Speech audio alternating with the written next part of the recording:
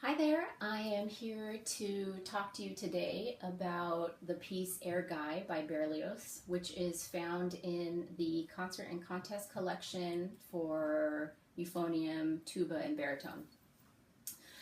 So the first thing that I suggest is that you practice this slow. Since this piece is a little bit faster and a little bit more technical, you want to make sure that you can play it through without stopping or slowing down. So put your metronome on, put it on 60 or 70, and see if you can play all the way through without stopping. Then, once you can do that, start turning the metronome up little by little, a couple clicks at a time, and make sure that you can get through it without any problems.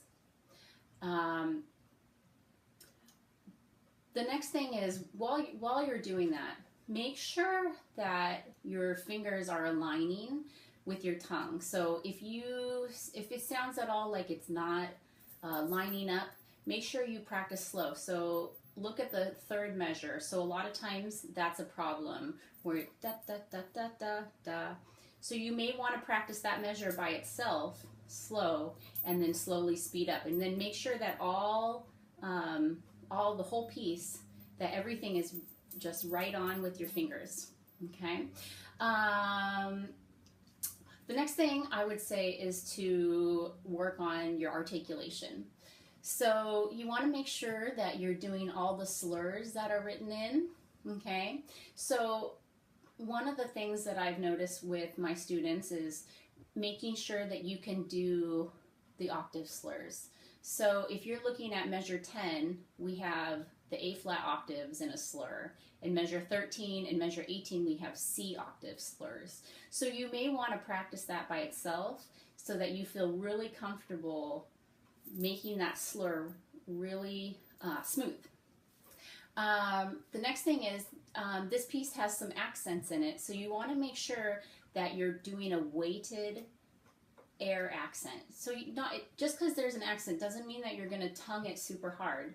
You're just going to play a little bit louder with a little bit of weight on the note, and then that accent will sound really nice. Also, make sure that you write in all your breath marks. A lot of students don't realize that they're taking a breath almost every measure. So you want to make long phrases. So go through it and see how far you can go without a breath. So maybe you want to see if you could play the first 8 measures in a breath. And if you can't, then find an appropriate place that sounds right and maybe do it in 4 measures. Okay. The next thing is to work on the dynamics. This piece doesn't have a lot of dynamics in it, so you want to make sure that there's enough dynamic contrast when you're playing it. So in the beginning starts mezzo forte, and then we have a crescendo in measure 11 to forte. So we're going mezzo forte to forte. So make sure that you're doing enough that we can hear it. And then in measure 32, we have our first soft dynamic. So you want to make sure that you're practicing really soft and that you can hear it, or the audience can hear it, that you're playing really soft. The next thing is in measure 47, we have a really big crescendo to forte. So you are going to end this section really nice and full. So make sure that you make that very apparent that you're getting up to a full forte. One of the things that's going to be really important is to record yourself. I use an app called Tunable. You can have it on your phone or your iPad, and I can listen to it. I can play with a metronome at the same time when I'm recording myself. And when you listen back, you want to see, okay, am I putting all the dynamics in? Do I hear it? Are the crescendos coming across enough? Are my accents coming across? How's my sound and my tone quality? Is it the most beautiful sound that I can make? Am I making beautiful phrases like someone would be singing it? Okay. And then another thing I think you should experiment with, if you haven't yet, is trying to put some vibrato in there. And if you haven't done that before, we do our vibrato with our jaw. So you move your jaw up and down, and that is going to create the vibrato. So a lot of times when you're putting the vibrato in, you put it at the end of a longer note, and at the very end of the note, just put a little shimmer of vibrato in there, and it'll sound really beautiful.